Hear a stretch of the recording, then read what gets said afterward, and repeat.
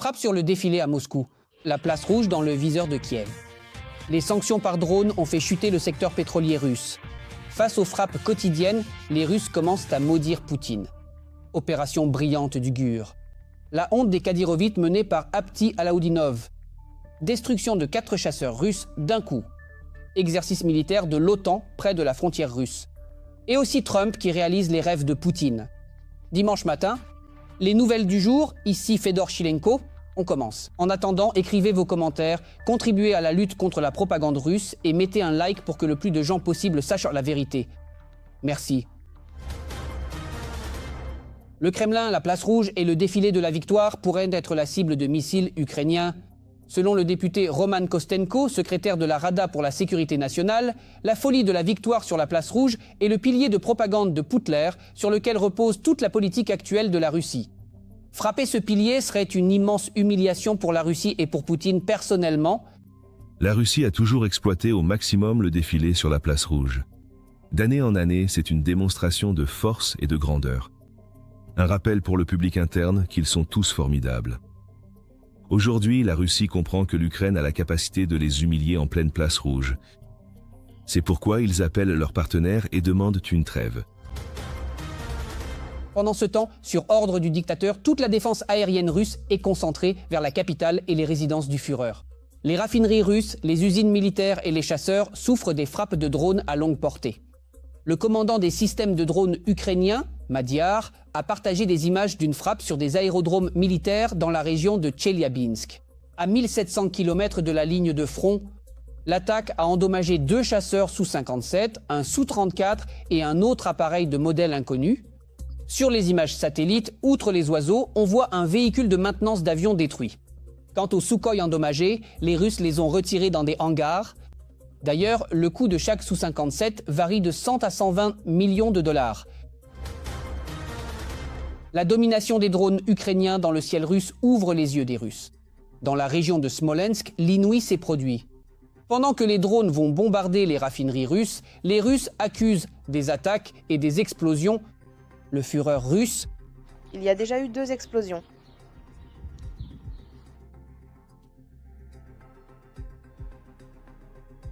En voilà un autre. Mais il vole seul. Je veux rentrer, maman. Mais à la maison, ce sera encore plus effrayant maintenant.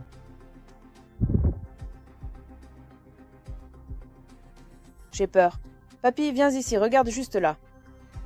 Oui, juste là-bas. Eh bien, voilà. Et alors? Je dis, votre Poutine. Je dis, Poutine, et toi quoi? Eh bien, oui, on l'a, enfin. Bon, voilà, vas-y quoi. Pourquoi Poutine est-ce là? Et qui d'autre? Une fête sur fond de catastrophe écologique.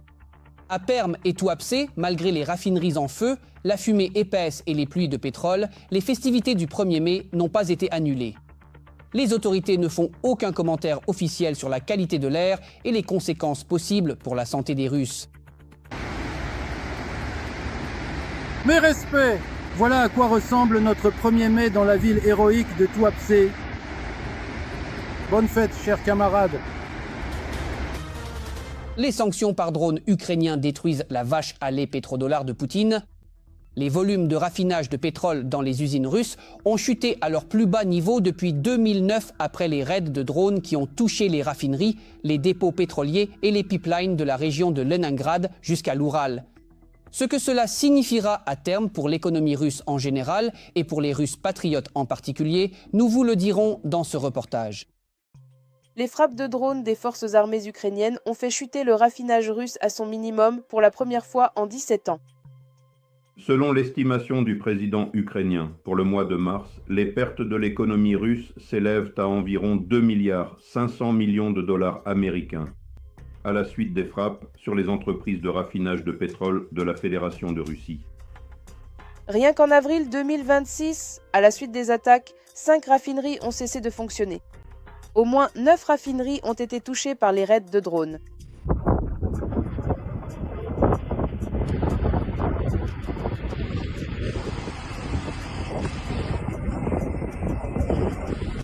Comme l'écrit Bloomberg, le mois record pour les attaques a été décembre 2025. En conséquence, les volumes de raffinage de pétrole en Russie sont tombés à un niveau historiquement bas. Par rapport à l'année dernière, les volumes ont chuté de 12% et par rapport à l'année d'avant-guerre 2021 de 18%.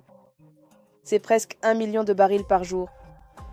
Selon les estimations de la partie russe, jusqu'à 40% des entreprises de raffinage de pétrole de la Fédération de Russie ont partiellement ou totalement arrêté leur cycle de production à la suite des frappes de drones ukrainiens. De plus, il convient de noter le caractère complexe des frappes de drones ukrainiens, non seulement sur les raffineries, mais aussi sur les entreprises de production de pétrole et de gaz, les stations de transport de pétrole et de gaz, et par conséquent, en premier lieu, sur l'infrastructure portuaire. Selon les données recueillies par Bloomberg sur la base des déclarations publiques des deux pays, en avril, l'Ukraine a mené au moins 21 frappes contre les raffineries de pétrole russes, les installations maritimes, y compris les terminaux d'exportation et l'infrastructure des oléoducs.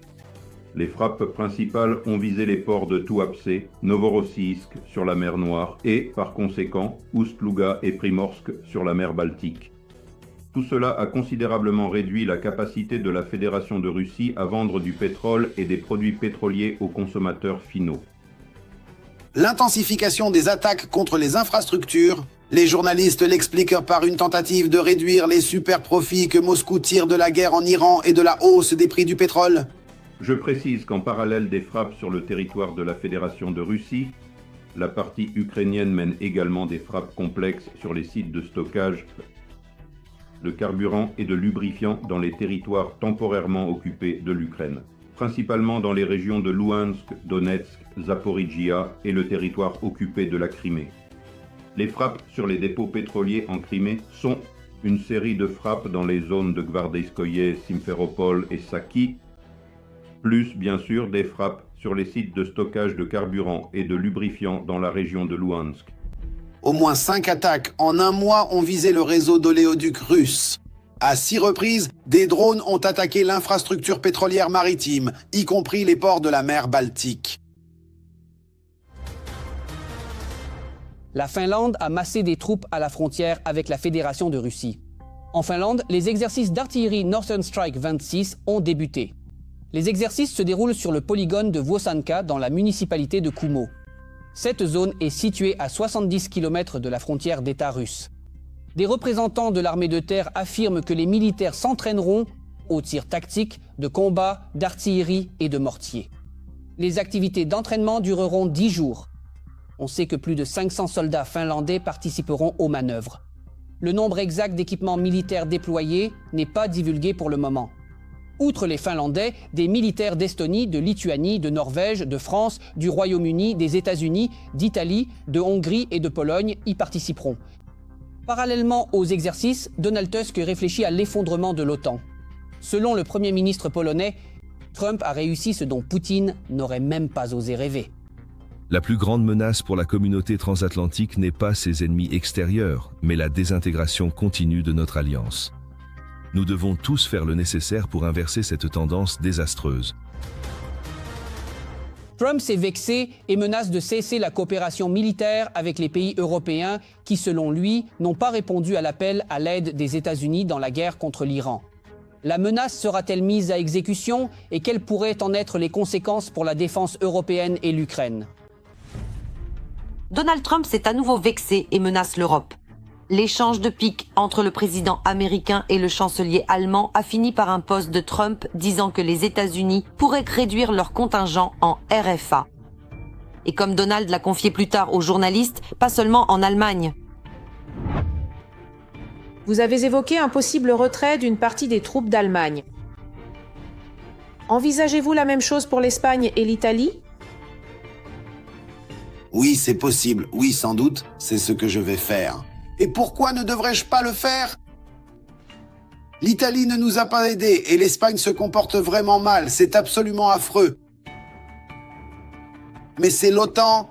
Le problème n'est même pas qu'il soit mauvais. C'est une chose s'ils l'avaient dit avec respect ou s'ils avaient dit « d'accord, on va aider », mais cela prendra un peu de temps. On les a pourtant aidés avec l'Ukraine. Tu demandes sans respect. Tu ne m'offres pas ton amitié.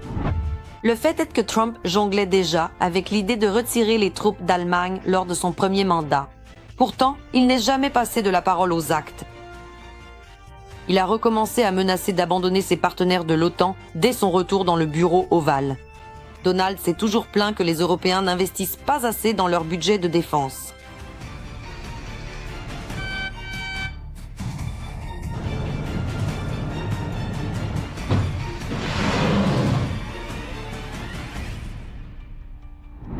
Une nouvelle vague de menaces de Trump a surgi sur fond de guerre en Iran.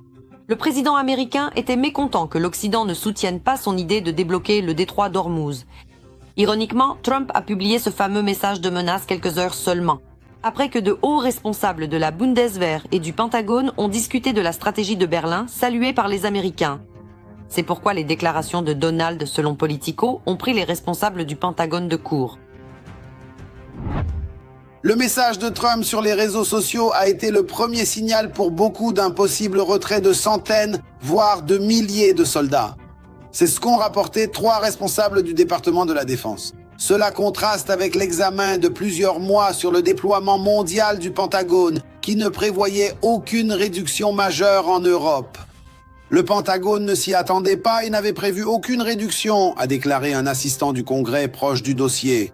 Mais nous devons prendre cela au sérieux, car il l'était déjà à ce sujet, lors de son premier mandat, a-t-il ajouté, faisant référence à l'ordre de Trump de juillet 2020 de retirer 12 000 soldats américains d'Allemagne, ce qui n'a jamais été mis en œuvre.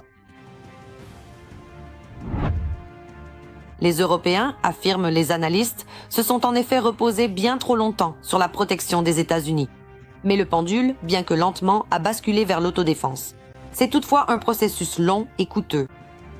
En vérité, Donald lui-même n'est pas tout à fait sincère. Les partenaires sont bien trop liés par des décennies de coopération. Je ne crois pas que Trump retirera ses troupes d'Europe. Il va proférer des menaces, c'est une certitude. Car en réalité, il n'y a pas d'armée prête au combat en Europe aujourd'hui. Oui, l'armée polonaise est pas mal, car elle est nombreuse, et le pays consacre beaucoup d'argent à ses besoins, parce que la guerre est très probable chez eux, au même titre que les pays baltes. Et la Pologne a tout de même une population plus grande. Le PIB est élevé et l'UE leur alloue des fonds énormes pour renforcer la défense. Par exemple, le dernier prêt de près de 50 milliards d'euros. C'est une somme d'argent sérieuse. Mais les États-Unis n'ont aucun intérêt à quitter l'OTAN. Pour Trump ou tout autre président américain, il est crucial de rester en Europe à cause du facteur chinois. Si les États-Unis n'y sont pas, la Chine y sera. Les Européens doivent mûrir pour des raisons objectives. Déjà, certains pays de l'OTAN, dont les pays baltes, ne reçoivent pas les armes prévues à cause de la guerre en Iran. Certes, les membres de l'Alliance préfèrent en parler à huis clos pour ne pas fragiliser l'unité et ne pas réjouir l'ennemi. La honte des Kadyrovites menée par Abdi Alaoudinov. Le renseignement ukrainien a révélé les détails d'une opération unique à Soumy où l'unité Akhmat a subi des pertes records. Tout a réussi grâce à l'infiltration d'un agent. Les services secrets l'ont recruté au début de l'année 2025. Un micro livré par drone a été installé par le militaire dans la salle de réunion du commandement d'Akhmat. Le renseignement a écouté et enregistré toutes les conversations pendant 3 mois. Ainsi, les plans des Kadyrovites pour prendre 15 villages dans la région de Soumy étaient déconnus d'avance et ils se sont préparés à accueillir les occupants. Au final, Akhmat a subi ses plus lourdes pertes depuis le début de l'invasion totale. 41 membres d'Akhmat tués, 87 blessés et plus de 100 mercenaires portés disparus. Plus de 160 véhicules blindés ont été détruits, ce qui représente une perte majeure pour l'ennemi. On compte également plus de 25 drones abattus, du matériel de communication sophistiqué, du matériel de guerre électronique, ainsi que des dépôts d'armes et de carburant qui ont été neutralisés. D'ailleurs, l'enregistrement contient des aveux du commandant sur le manque de préparation des Kadyrovites. Tous nos postes, où on a au moins un truc qui tire du gros calibre, il faut vraiment tout régler correctement. Et on sait bien que la plupart de nos artilleurs et de nos équipages de chars ne savent même pas tirer normalement. Oui, ils ont l'air de savoir faire, mais ils n'arrivent pas à toucher la cible. Ça fait 4 ans de guerre que je vois ça. En fait, pendant 4 ans, ils n'ont jamais vraiment combattu. C'est-à-dire qu'ils n'ont jamais connu les combats modernes actuels, et là ils doivent prendre, tenir, puis stopper les contre-attaques. Et ce n'est pas si simple. Mais la honte des occupants et les mensonges russes ne s'arrêtent pas au Kadyrovitz. L'affirmation selon laquelle le village de Mala Tokmatchka, crucial pour les deux armées, aurait été pris à Zaporijia est fausse. Les détails sur les occupants à suivre.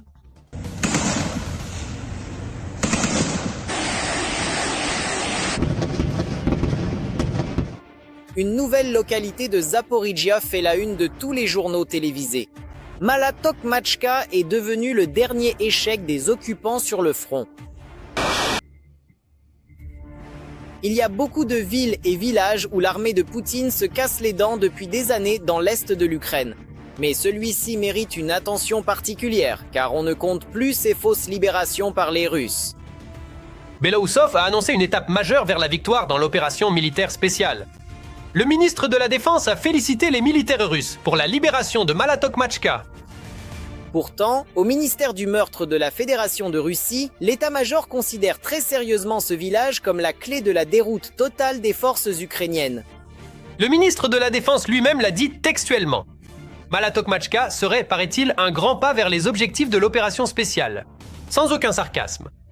Récemment, on a beaucoup parlé de Mala Tokmatchka à cause des mèmes que cette localité a suscité sur le net. En fait, dans les émissions de propagande, un certain pseudo-expert, Rogin, commence son rapport militaire par là depuis 1 an. Et à chaque fois, les Russes sont sur le point d'en prendre le contrôle. Des journalistes ont pris la peine de faire ce petit montage. Bonsoir, quelles sont les nouvelles ?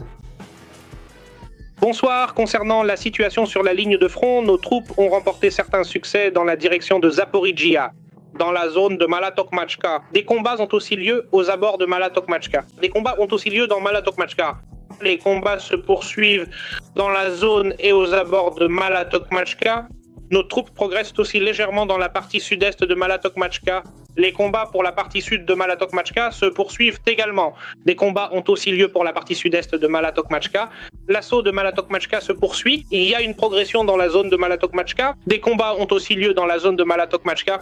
Et ce, alors qu'officiellement Mala Tokmatchka est libérée depuis longtemps, Poutine ayant même félicité les intéressés. En réalité, la majeure partie du village est sous contrôle ukrainien, un tiers est en zone grise, et les Russes n'ont pu s'installer que péniblement dans quelques maisons isolées à l'est. Les combats sont incessants et sanglants. On s'acharne sur les mêmes positions. Les tentatives de l'armée russe de s'infiltrer par petits groupes d'infanterie entraînent la mort de centaines de soldats russes chaque jour. Cela se passe de différentes manières, principalement via des drones FPV. Cependant, les éclaireurs ukrainiens se rendent souvent dans ces mêmes maisons. Évidemment, ils n'y vont pas les mains vides. On a balancé une mine anti-char à l'endroit prévu et on a fait sauter la cave.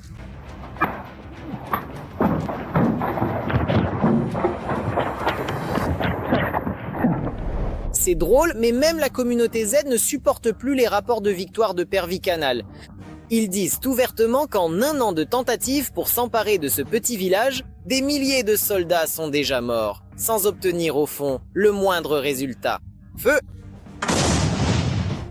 Aujourd'hui, nous opérons en fait par petits groupes, n'est-ce pas? Et là, la question est de savoir si, avec ces petits groupes, nous pouvons libérer Sloviansk, Kramatorsk, Kharkiv, Zaporijia, assaillir, franchir le Dniepr. Pouvons-nous le faire par binôme ou non? Non! Écoutez. Et sinon, alors attention, la question est, faut-il sacrifier des binômes par dizaines chaque jour si on ne peut pas? D'ailleurs, le commandement russe a tenté de s'emparer de Mala Tokmatchka par un assaut massif. Au début du printemps, plusieurs groupes blindés et des dizaines de contractuels ont été envoyés à l'attaque. En conséquence, c'est devenu jusqu'à présent l'échec le plus retentissant de l'offensive russe en 2026. Les 118e et 65e brigades ukrainiennes, avec le soutien d'autres unités, ont détruit 2 chars, 12 BMP, 6 BTR et 2 blindés Tigre, soit 22 véhicules sur 26.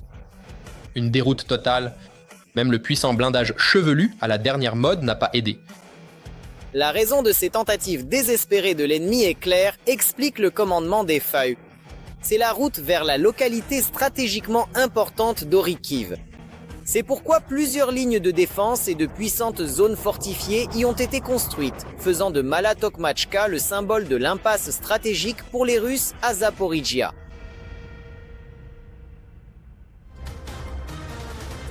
Et c'est tout ce que j'ai le temps de vous dire pour le moment. Mais dans le prochain numéro, encore plus d'actualités vous attendent. En attendant, n'oubliez pas de liker cette vidéo si ce n'est pas déjà fait et abonnez-vous à notre chaîne pour en savoir plus. Dans quelques heures, mes collègues reprendront le relais de l'information pour cette journée.